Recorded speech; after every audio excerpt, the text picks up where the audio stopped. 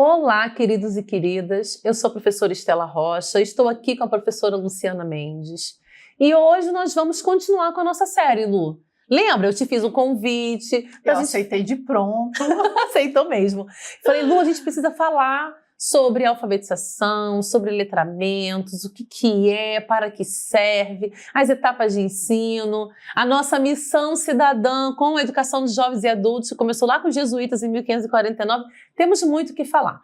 Mas hoje eu estou aqui para conversar com vocês sobre letramentos, né? Os diversos letramentos que a gente tem no contexto escolar. Por que a gente fala letramentos no plural e não no singular, Lu? Ela já começou com uma pergunta X da questão. Sempre.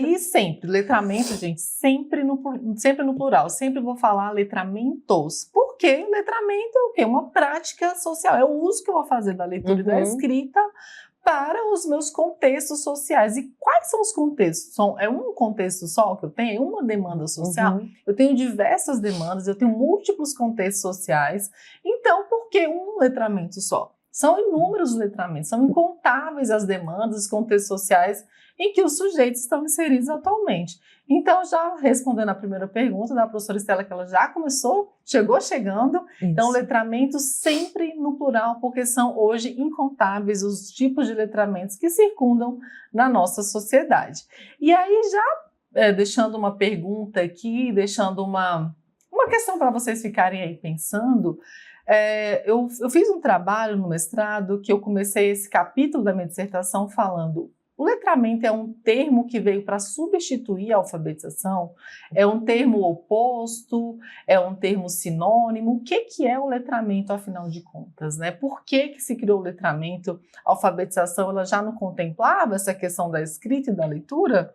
Então, falando sobre o que é o letramento, primeiramente eu quero dizer que essa palavra, ela vem lá, pode colocar para mim, por favor, no material, ela veio lá, é uma tradução de uma palavra inglesa, né, literacy, que tem como definição a condição de ser letrado. Deixa eu só colocar aqui para o marca-texto, rapidinho. Então, é uma palavra que tem como definição a condição de ser letrado, que por sua vez significa um indivíduo que vive em estado de letramento, não só aquele que sabe ler e escrever, isso aqui é alfabetização, mas aquele que usa socialmente a leitura escrita, que ele pratica a leitura escrita, que responde adequadamente às demandas sociais de leitura escrita. E aí a gente consegue verificar que o letramento ele já é diferente da alfabetização. A alfabetização é aquela primeira via que a gente falou no outro encontro, professora Estela. É a primeira via que dá acesso ao mundo da escrita. Isso é alfabetização, é a aquisição de um sistema de escrita alfabética. E aí, depois que eu adquiro, que eu já consigo, né, identificar o que as letras notam, representam, o que eu vou fazer com esse aprendizado? Onde é que eu vou usar? Todas essas práticas que virão a partir do momento em que eu estou alfabetizado, chama-se letramento. Eu já estou dando vários spoilers dessa aula. Então, todavia, é fundamental compreender, como eu falei lá no início, que são incontáveis as demandas, os contextos, os tipos de letramentos que podem ser utilizados para representar aos mais variados grupos sociais e suas necessidades, por meio dos significados que possuem de leitura e escrita que vão além do arcabouço da educação. Então, quando a gente pensa em alfabetização, é um processo, né, que sistematiza lá no ensino fundamental, mas o letramento não. O letramento, as práticas letradas, eles estão para além, é também desenvolvido ali na escola, mas está para além dos muros da escola, está para além do arcabouço da educação. Então, eu vou ter práticas letradas, seja na igreja, num culto, no mercado, numa reunião de condomínio, no encontro na praça, quando eu estiver com as pessoas ali decidindo coisas a respeito da comunidade, falando sobre saúde, sobre educação, sobre segurança pública. Em qualquer espaço social, eu vou fazer uso do letramento para questões que são significativas para mim. Né? Se eu sou uma mulher negra, se eu estou inserida ali num contexto, né, que as pessoas estão sendo, estão sendo atacadas com preconceitos, etc. e tal. Eu ter um letramento racial, ter consciência de raça é muito importante para mim. Sim. Então, esse pode ser o meu contexto, né, de empoderamento, de identidade. Então, o letramento, para mim, vai ter esse significado. Para mim, enquanto mulher, também vai ter um outro significado, que é o letramento de gênero. E aí, por isso que a gente colocou desde o início que são incontáveis as demandas, porque são diversos grupos, né? A gente tem uma diversidade imensa, cultural, racial, né, de religião. Então, o letramento ele vai ter especificações diferenciadas para cada indivíduo. E aí, isso está, né, além dos muros ali da escola. Pode passar para mim, por favor, professora Estela? Então, o letramento hoje é uma palavra que ela corresponde a diversos conceitos, conforme a perspectiva adotada, seja ela antropológica, sociológica, ideológica, linguística, psicológica e pedagógica. E a gente vai ver que foi bem aqui na pedagogia que o termo letramento foi inserido aqui no Brasil. Então, eu gosto muito dessa definição da Angela Kleiman sobre letramento, que diz que o que é o letramento hoje? É um conjunto de práticas sociais que usam a escrita, cujos modos específicos de funcionamento têm implicações para quem? Implicações importantes para as formas pelas quais os sujeitos envolvidos nessas práticas constroem relações de identidade e poder. Então, gente, já vou dizendo para vocês aqui que eu gosto de pensar o letramento para isso, para gerar identidade e poder. Aquele letramento, sabe, professora Estela, aquele letramento mais funcional que a gente pensa assim, o letramento é o uso social que o estudante, que a criança ou o adulto vai fazer a partir do momento que ele está alfabetizado, que é pegar um ônibus, ler uma receita de bolo, ler um bilhete, isso tudo é um letramento muito funcional. Tá? Então a gente vamos pensar no letramento para mais, vamos abrir esse horizonte, abrir esse leque, pensar nesse empoderamento mesmo que o letramento precisa gerar e que a gente também precisa trazer esses outros gêneros para dentro da escola também. Vamos parar de estratificar um pouco o letramento, pensar nesse letramento só a interpretação do texto, mas que texto? E esse texto faz sentido para quem? Né? Então, isso que você está trazendo é uma questão importante, Luciana, porque eu tenho visto alguns comentários, e aí vou falar do uso na rede social, que muitas das vezes você já dá um contexto, né? Vendo tal produto por tanto, entrega tanto, e aí as primeiras perguntas quanto custa? E já está na informação, porque as pessoas perderam a leitura do que seria o mais básico, né? Você está falando, a gente tem que ir para além, mas a gente também está chamando a atenção aqui que você tem que fazer o elementar, né? Exatamente. E aí o elementar tem sido hoje também discutido em grandes redes pela falta dessa sistematização, né? Exatamente. E também pela falta da sistematização, professora Estela, e também pela ausência do letramento lá desde os anos iniciais, do primeiro ano. Porque muitas vezes a gente percebe a alfabetização sendo trabalhada de forma dissociada do letramento. Lembra que eu falei desde o outro encontro que esses processos precisam caminhar juntos? Justamente por isso, porque a criança, se a alfabetização é mecanicizada, ela vai entender ali, vai codificar como muito tempo atrás e pronto, mas ela não vai entender nada do que ela está escrevendo ou lendo. E aí a gente vai ter um número exacerbado de analfabetos funcionais, que é o que a gente tem hoje. Se hoje a gente tem na casa de 11 a 14 milhões de analfabetos, a gente pode triplicar esse número aí para 33 milhões de analfabetos funcionais. E esses analfabetos funcionais, eles estão inclusive dentro das universidades. São pessoas que vão estar diante de um texto, eles vão conseguir fazer a leitura e ao final, para responder perguntas simples, para fazer inferências simples, esses estudantes não conseguem fazer. Sim. Prova disso, que a gente até vai falar mais à frente, é nas avaliações agora do Compromisso Nacional Criança Alfabetizada. Pelo menos aqui, né, em Brasília, a maior habilidade com menor percentual de acerto foi a de fazer inferências, né? Inferências de textos que articulam linguagem verbal e não verbal. Inferências explícitas que estão ali, né? Se a criança conseguir ler e entender, ela já consegue tirar que a informação está ali de forma explícita, ela não consegue fazer. Isso tudo porque a gente ainda não trabalha esses dois processos de forma associada. E não é uma novidade, né? A gente fala do letramento desde lá da década de 1980. Né? O Paulo Freire já trazia a essência do letramento lá em 1960. E a gente continua insistindo em trabalhar a alfabetização por meio de métodos e cartilhas de forma separada do letramento. Mas vamos seguindo aqui. Então, vamos diferenciar alfabetização e letramento. Lá, quando a gente conversou sobre alfabetização, a Magda trouxe nesse apontamento que, para adentrar no universo da leitura e da escrita, ela apontou 2 vias que, segundo ela, devem ser percorridas de forma simultânea. A primeira é a alfabetização e a segunda é o letramento. Só retomando um pouquinho que é a alfabetização. Então, pensando nesse momento na primeira via de acesso ao mundo da escrita, que é a alfabetização, a Magda Soares destaca que esse processo é parte constituinte da prática de leitura e da escrita e deve ser tratado de maneira específica e sistemática, por meio de procedimentos adequados que levam em consideração os processos linguísticos e cognitivos da apropriação da língua.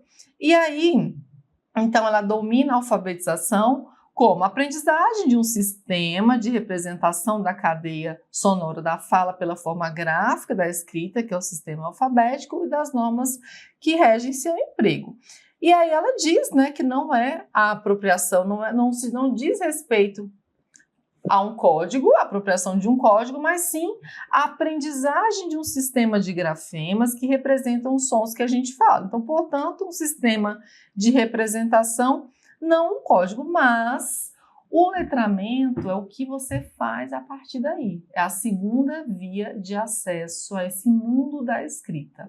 Aprendi o sistema de escrita alfabética, me apropriei desse sistema que tem suas normas, né? Sim, aprendi. E agora? O que eu vou fazer com isso? Então, tudo que eu vou fazer, onde eu vou utilizar a leitura e a escrita, eu vou usar o letramento. Isso é o letramento, é o uso que eu vou fazer a partir desse conhecimento.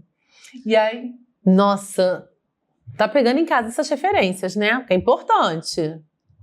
Exatamente. E aí... o letramento, eu ensino que horas? E como é que eu ensino o letramento? O letramento é um método? É um conjunto de método? Como é que eu vou ensinar? Ele vem antes da alfabetização, ele sobrepõe a alfabetização, eu ensino depois, ou é... Concomitante, né? Concomitante.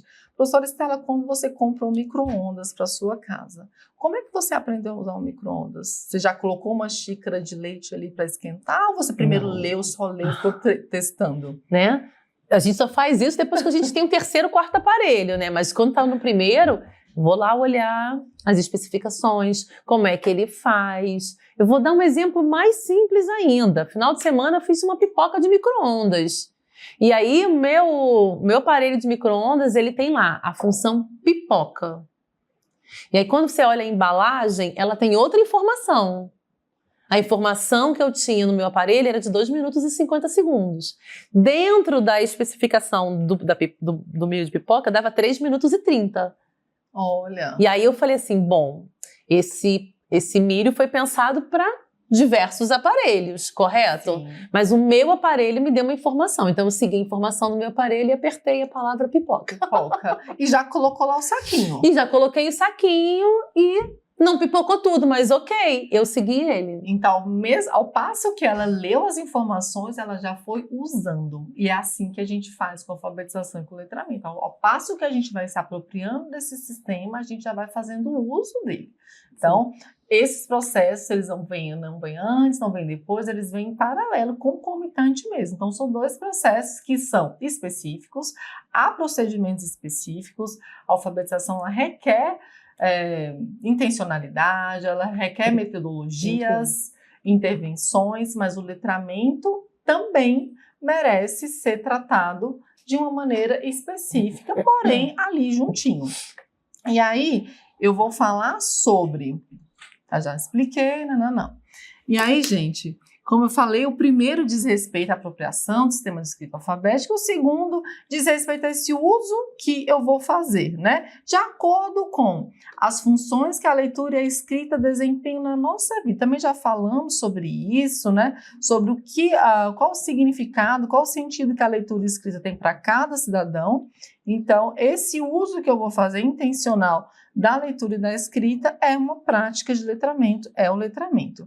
E aí, depois que a gente entende que são processos indissociáveis, eu vou entender que, por mais que sejam distintos, eles são complementares e devem ocorrer de forma indissociada, que é o que a gente falou do uso do micro-ondas, que eu vou usar o micro-ondas lendo lá as informações do rótulo da pipoca, né? Mas já fazendo uso, colocando o saquinho lá dentro para a pipoca estourar, certo? Então, a Magda Soares, ela enfatiza muito essa necessidade de não desprezar a especificidade de cada processo. E quando ela fala sobre ela enfatiza bastante nessa questão de cada processo ter a sua especificidade, a que ela se refere, gente, que quando chegou, todo mundo começou a falar sobre letramento, aquela novidade, né, enorme, desprezou-se as especificidades do processo de alfabetização. E aí a gente percebeu ali que muitas vezes esse processo ele não foi consolidado da maneira como deveria ser consolidado, só pensando no letramento. Então, cada processo requer constantemente metodologias e intervenções específicas. E vocês vão ver que eu não quero ficar só dando spoiler, não, sabe, professora Estela? Eu já vou dizer aqui como é que se trabalha o letramento e como é que se trabalha o letramento no contexto escolar, já que a gente está falando aqui da área da educação, mas que sim, a gente também precisa pensar nessa maneira de trabalhar esse processo. Então, a perspectiva pedagógica do letramento vale dizer que o letramento ele começou lá no iniciozinho, né? Ele chegou no Brasil por meio do ensino inicial da língua escrita, né? Então foi nesse campo que a palavra letramento, seu conceito, foi introduzido no Brasil. Então ele parece ter sido usado pela primeira vez lá em 1986, pela autora Mary Cato, no livro No Mundo da Escrita, né, uma perspectiva, ela era uma psicolinguística. Entretanto, quando retomamos os conceitos de alfabetização lá de Paulo Freire, da década de 60, já é possível verificar que ele trazia a essência do letramento, mesmo sem nunca ter usado esse termo. Então, Paulo Freire, ele nunca falou sobre letramento, ele falou muito de alfabetização, sobre o método, sobre palavras geradoras, mas a palavra letramento em si ele nunca utilizou, mas ele falava sobre letramento. Quando ele falava, professora Estela, você tem algum exemplo de como ele, quando ele falava, quando ele trouxe essa essência do letramento? Eu acho que a gente vai lembrar da grande frase dele, né? Quando ele fala lá do Ivo viu a uva, que fazia parte de cartilhas, né? Você precisava ali ensinar a família silábica do V, né? E do I, os usos que eram necessários. E quando ele fala ali do Ivo viu a uva, ele vai questionar, né? Quantas pessoas conseguem comprar uva, o preço da uva, e aí ele vai questionando e vai fazendo essa relação do mundo. Quantos contextos nós temos, né? Essa é a primeira que me lembra bastante. Isso mesmo. E aí eu gosto muito, vocês vão, aí de casa, com certeza vocês vão se lembrar, se vocês já leram Paulo Freire em algum momento, vocês vão se lembrar disso que ele falava, que a leitura da palavra, a leitura do mundo antecede a leitura da palavra. Então, quando ele fala da leitura do mundo, que se tinha que ter, quando ele faz essa referência da uva, né? Vovô viu a uva, Ivo, não sei o quê. Ele começa a questionar esse processo. Quem está produzindo essa uva? Quem está ganhando com essa produção? Quem está trabalhando? Quem é o assalariado? Quando ele começa a fazer esses questionamentos, ele está trazendo a prática real do letramento. Ele está trazendo a essência do letramento, que não é só ler vovô viu a uva, ou Ivo não sei o que uva, mas todo o questionamento, todas as questões sociais que envolvem esse processo aí da uva. E é interessante, já vou trazer ele para a nossa tela, que quando ele, que acho que é uma crítica de quem não conhece, né, Paulo Freire, e eu falo isso muito dos meus estudantes, para você fazer uma crítica, você leu aquilo em qual livro, né, da onde você está bebendo da fonte de Paulo Freire, então é importante fazer essa leitura. Então, quando ele vai desenvolver o projeto dele, né, os círculos de leitura, quando ele escolhe as palavras geradoras, ele faz isso dentro de contextos, né? Então, por isso que quando a gente vai falar do sucesso levado, né, em Angicos e tantos outros locais, é porque ele prestava atenção no seu grupo de estudantes. Então, esse eu acho que é o convite para o nosso professor dos anos iniciais, né? O que meu estudante está falando? Então, se meu estudante hoje, a minha turma, está falando sobre Bob Esponja, será que não é hora de trazer o Bob Esponja, assistir o Bob Esponja, não é isso, Luciana? Isso. Trazer os referenciais que o estudante tem ali no seu cotidiano, na sua vida, né? No seu contexto social. E o Paulo Freire ele foi imensamente criticado porque ele trouxe esse sentido, alfabetizar para quê? As pessoas estão lendo, mas elas estão questionando, elas estão entendendo, elas estão transformando suas vidas, né? Uma transformação de mundo por meio da alfabetização, da educação, porque se não é esse o papel da educação, da alfabetização, então eu não sei qual é. Né, de trazer esse empoderamento para os cidadãos. Então, é interessante, professora Estela, ter uma massa que pensa, uma massa letrada, questionadora. Então, a gente entende um pouquinho do ódio que Paulo Freire levou aí, né, que foi até exilado, né? Isso. E quando a gente vai olhar, por exemplo, as tendências pedagógicas, há quem coloca ali o Paulo Freire num processo utópico dos professores, porque eu acho que esse é o desejo de nós professores, de que ele esteja na escola com todo o seu legado, o que ainda não acontece. Né? Quando ele defende o diálogo, quando ele defende a liberdade para aprender e para ensinar, as pessoas acabam deturpando. Mas isso é assunto para uma outra conversa, porque olha o que Paulo Freire traz para a gente quando ele vem falando de letramento, mesmo antes de nomear, não foi isso, Luciana? Mesmo antes da palavra aparecer nos livros da Maricato, etc e tal, ele já trazia isso, e eu particularmente gosto muito dessa citação, que diz que o processo de alfabetização válido é aquele que não se satisfaz apenas com a leitura da palavra. Olha que forte isso. Mas que se dedica também a estabelecer uma relação dialética entre a leitura da palavra e a leitura do mundo, a leitura da realidade. A prática de alfabetização tem que partir exatamente dos níveis de leitura do mundo, dos contextos sociais, como a gente bem falou aqui, de como os alfabetizandos estão lendo a sua realidade, porque toda leitura do mundo está grávida de um certo saber. Não há leitura do mundo que não esteja emprenhada pelo saber, por certo saber. Então, quando o Paulo Freire traz essa citação, ele diz que a palavra pela palavra não significa nada se ela não vir de um contexto social, se a criança não conseguir fazer a leitura do mundo, de mundo que vem muito antes, né, da palavra escrita, e o que ele vai fazer a partir dela, que não tem neutralidade. Todas as palavras, todas as escritas, todos os textos, eles estão ali, né, recheados de saber, e que a gente precisa, para além de... Eu nem gosto dessas expressões, decodificar e codificar, que a gente já aprendeu que a alfabetização não é um código, mas para além disso, de entender esse sistema alfabético, a gente precisa entender quais são as questões sociais que permeiam tudo que está escrito, né? Isso. E aí eu vou trazer mais um exemplo aqui para a gente continuar. Quando a gente trabalha, por exemplo, com as crianças, o conceito de casa.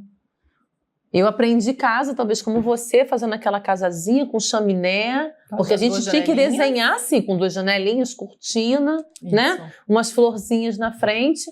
E hoje a gente vê alguns materiais didáticos, porque a gente também entende que muitas escolas adotam, e se isso faz sentido para o professor, faz sentido para a sua turma, tá tudo certo, né, Luciana? Sempre falo isso, o professor tem que estar confortável com aquele processo. Tem que conhecer seu estudante, né? Isso aí. Se para ele ali aparece casa, né, vai aparecer a casa indígena, uma casa quilombola, ribeirinha, a casa urbana, a casa rural. Se ele consegue dialogar com seus estudantes, que tipos de casas vocês conseguem ver, quem tem casa, quem não tem. É isso, gente. É a essência de Paulo Freire aí, dentro dos letramentos lá nos anos iniciais do ensino fundamental, não é isso? Isso mesmo. E aí, só coloquei aqui no material, Estela. Então, essa essência trazida no conceito de alfabetização utilizado por Paulo Freire, ele foi, né, aos encontros desenvolvidos na década de 80, quando o termo alfabetização passou a não conseguir abranger essas práticas em atividades sociais em que houvesse o uso da língua. Então, quanto às especificidades do processo de letramento, a Angela Kleiman ela deixa claro que letramento não é um método, nem mesmo um conjunto desses métodos, e sim uma imersão da criança, do jovem, do adulto no mundo da escrita. E este mundo, segundo ela, vai além dos muros da escola e adentra a vida cotidiana em sociedade. E aí eu pergunto, como é que deve ser feita essa imersão? Se a gente está falando aqui do ambiente escolar, se a gente está falando da sala de aula, como é que se trabalha o letramento? O letramento ele é vivenciado, né? A criança precisa estar inserida num contexto letrado. E para esse contexto letrado, que tipo de livro, que tipo de gênero textual, que tipo de material eu posso utilizar? Será que eu só vou utilizar ali o que está escrito no livro didático? Eu não posso ampliar esse repertório de livros, de textos, de gêneros? A criança, se eu falo em vivências, para ela ter uma prática social da leitura e da escrita, será que eu não posso trazer questões da vida dela lá fora, já que a gente está falando aqui que o letramento está para além dos muros da escola? Será que eu não posso trazer textos para a minha sala de aula que circundam na vida dessa criança, desse estudante? Se é uma criança, por exemplo, que a mãe está sofrendo uma violência doméstica em casa, é uma criança que não tem alimento em casa, é uma criança que está ali, né, com a carência na saúde, será que eu não posso trazer questões referentes ao que essa criança está passando? Se é uma criança indígena, se é uma criança quilombola, faz sentido eu só ficar ali enfatizando os textos que dizem respeito à cultura eurocêntrica, né? Ali eu vou trazer, se é uma criança que não tem um texto, uma história, eu fico pensando como uma criança que não tem nem colchão, como ela se sente, só ouvindo, né?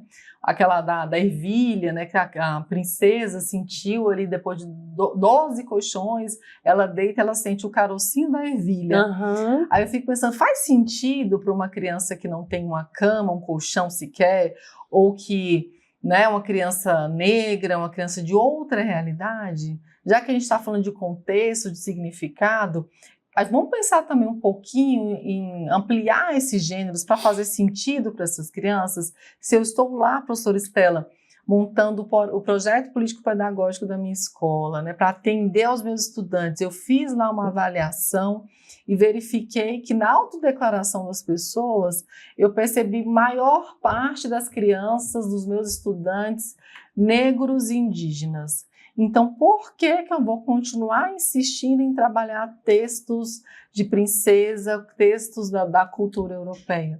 Então, é pensar sobre isso, sobre essa realidade, porque é muito bonito quando a gente fala que Paulo Freire falava, do contexto, da palavra geradora, mas na prática ainda esse tipo de texto, esse tipo de gênero ainda é excluído ali, sabe? Sim. Do letramento escolar. E aí eu entendo, Lu, que a gente precisa fazer também nossa autoformação enquanto professores. Hoje eu sou professora, né? Hoje, quando eu falo, nos últimos 11 anos eu voltei para a educação básica, sou professora numa escola de formação de professores de nível médio, e nos últimos anos eu me deparei, na verdade isso sempre aconteceu, mas foi o momento que me veio à luz que as minhas estudantes, a sua maioria são meninas, são negras. E aí eu tenho feito a minha autoformação lendo autoras negras, para que eu possa me aproximar. Então isso faz com que na hora de uma escolha de um livro, né, não vamos mais trabalhar os contos de fadas. O último livro que eu trabalhei foi o livro Amoras do Emicida. Então vamos dialogar o livro. E aí, para além do livro, eu trabalhei com elas o racismo religioso que o livro tinha recebido alguns anos atrás numa escola em Salvador, né? Em que o livro foi para casa e ele voltou rabiscado. E a gente foi dialogar sobre isso, o que me cabe enquanto professora, meu papel ético. Enfim, olha, uma pequena mudança, podia ser uma pequena mudança, eu troquei um livro pelo outro, mas suscitou uma infinidade de possibilidades. E aí eu entendo, Lu, que a gente também não pode reduzir, né, o letramento de certa forma. Só para caber ali no ambiente escolar, né, para estratificar o que o estudante precisa ou não saber. Isso é um conhecimento muito institucionalizado. E a gente viu aqui que o letramento está para além do arcabouço da educação. E aí, professora Estela, você falou assim, de autoras, né, de autores negros. E muitas vezes a história do negro é contada por autores brancos. E a gente vai continuar, a gente valoriza muito. Eu participei de uma formação recente sobre letramento, que a professora colocou lá um livro que era de autoria branca. Então vamos valorizar os autores negros, os autores indígenas, a história por este lado, né? E não somente ali continuar trazendo, mas vamos falar sobre letramento racial, mas vamos trazer o letramento racial de livros escritos por pessoas brancas. Não tem muito sentido. Não faz sentido, né? Não faz. Naquele livro da Chimamanda, ela traz O Perigo de uma História Única. Ela relata isso, né, que ela escreve um texto e o professor branco corrige dizendo que aquilo não é a realidade de um povo da África. E ela, mas eu sou de lá, eu estou falando, mas ele fala que não, né, porque ele é autoridade no conhecimento. Sim. Então é isso. E aí, eu vou só trazer um dado aqui, professora Estela, para a gente, já que a gente veio para este ponto. Olha, a gente tem um dado do IBGE, lá do censo de 2022, já que a gente está falando de letramento no contexto escolar, a gente precisa entender qual é o contexto escolar do nosso país, né? Qual é o contexto escolar dos nossos estudantes. Então, essa pesquisa nacional de amostra por domicílio, ela nos mostrou que, lá em 2022, é a última, que a população brasileira é majoritariamente negra, ou seja, ela é composta por pessoas pretas e pardas, representando cerca de 55,5% a 56,7% do total, com os pardos sendo o maior grupo, seguidos pelos pretos, refletindo também uma crescente autodeclaração racial e consciência de identidade. Então, a gente tem a maior parte da população se autodeclarando negra, né?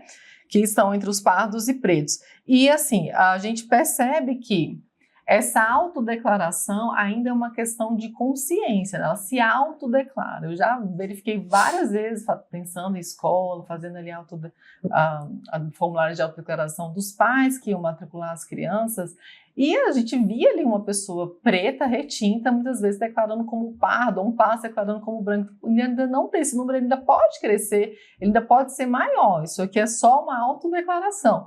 Então, a gente já nessa autodeclaração, nessa conscientização que está tendo sobre a sua raça, a gente já tem um número aqui, majoritariamente, de pessoas negras no nosso país. E aí, gente, falando sobre educação, os nossos estudantes de escola pública, eles também são maioria compostos por estudantes pretos e pardos, né? Tanto no ensino básico quanto no ensino superior, sendo um grupo demográfico predominantemente em escolas com as piores infraestruturas, localizadas em regiões mais vulneráveis, refletindo aí mais uma vez as desigualdades raciais históricas no nosso país, segundo os dados dessa mesma pesquisa. Então, se a gente tem estudantes, em maior parte, negros, e a nossa população brasileira é negra, por que a gente ainda não trabalha o letramento racial, por exemplo? Por que a gente exclui, né, textos, obras, livros de autores negros? Por que a gente não traz para dentro ali do chão da escola essa literatura, né? E aí, quando a gente fala em imersão da criança no contexto letrado, deixa eu ver se esse dado aqui. E um dado ainda muito importante que corrobora com tudo isso que a gente está falando. Ainda nessa pesquisa, mostrou que a taxa de analfabetismo entre negros é mais que o dobro da registrada entre brancos. Então, de acordo com o IBGE, olha, 7,1% dos estudantes são negros, das pessoas analfabetas são negros, contra aí 3,2% das pessoas brancas. E a gente percebe, isso aqui não é nenhuma novidade, já que as pessoas negras foram excluídas do processo de escolarização formal, né? Então, se a gente tem todo esse contexto, temos muito mais pessoas, né, estudantes ali a partir dos 15 anos, analfabetos, isso é a maior parte é entre pessoas negras, e se nossos estudantes de escola pública também são negros, a gente precisa mudar esse contexto, a gente precisa começar a ampliar os gêneros que a gente trabalha na escola. E aqui eu trouxe algumas sugestões de ampliação desse universo textual. Então, ao invés de trazer só a princesa ali, loura, do olho azul, os contos de fadas, eu trouxe aqui alguns livros, vocês vão ter aí, dá print aí na tela, vou deixar aqui como sugestão. São livros infantis, né, da literatura infantil, mas que são livros de autoras negras que vão retratar a menina negra para além daqueles estereótipos, sabe, professora Estela? Do cabelo assim muito alto, do lábio muito grosso, colocando ali a figura do negro como uma figura exótica, assim que também como fazem com o indígena, né? Colocam o indígena sempre com a pena na cabeça, sem roupa, essa figura quase que folclórica. Então aí a gente traz também essa sugestão, nós falar sobre o meio ambiente, sobre os indígenas, trazer também o letramento de gênero. Aqui temos esse livro aqui por exemplo, da astronauta, são meninas que pisaram na Lua, porque elas pararam para se perguntar O homem pisou na Lua em X, não vou lembrar aqui, tá, professora Estela, quando foi. Mas e aí, quando se falou que a mulher pisou na Lua? E quando é que ela vai pisar? Então, esse livro, ele vem muito nessa perspectiva dessas meninas que começaram a pensar sobre isso. Um homem que pisou na Lua, mas e quando foi que a mulher pisou? Quando é que ela vai pisar? Então, a gente traz algumas referências também dessa sugestão de ampliação do universo textual, né, para além do básico, do que a gente já faz ali dentro da escola. E quando a gente coloca os nossos estudantes, né, assim, quando eles se deparam com essa literatura, com esse tipo de ampliação desse universo textual, a gente está imergindo os nossos estudantes em práticas de letramento, a gente está dando sentido, né? Está gerando identidade, está gerando poder. E aí? A gente está chegando aqui na nossa reta final. De todos os letramentos, eu entendi que a gente pode dialogar, né, com mais de um tipo de letramento, né? E de modo mais significativo o letramento racial, porque é a representação da nossa sociedade brasileira, né, Luciana? Isso. Esse encontro é pequenininho, mas a gente poderia falar sobre o letramento digital hoje em dia, né, que é uma questão que as pesquisas estão também verificando, para além só do letramento voltado ali para o uso da língua. Poderíamos falar sobre letramento matemático, existem vários, por isso que letramento é uma palavra que a gente vai usar sempre no plural. A gente deu essa ênfase aqui no letramento racial, porque a gente está falando sobre o contexto escolar e a gente verificou que o nosso contexto escolar é majoritariamente de pessoas negras, né, professora Estela? Luciana, queria te agradecer. Eu vou deixar aqui mais um convite para ela, para a gente poder falar sobre letramento na educação infantil. Na educação infantil? Porque eu posso alfabetizar? Como assim? A criança vai sair alfabetizada, lápis, borracha, aquela criancinha que não sabe nem... Ih, meu Deus, será que pode? Bom, até o nosso próximo encontro. Fica um abraço quentinho aqui para vocês e tchau, tchau.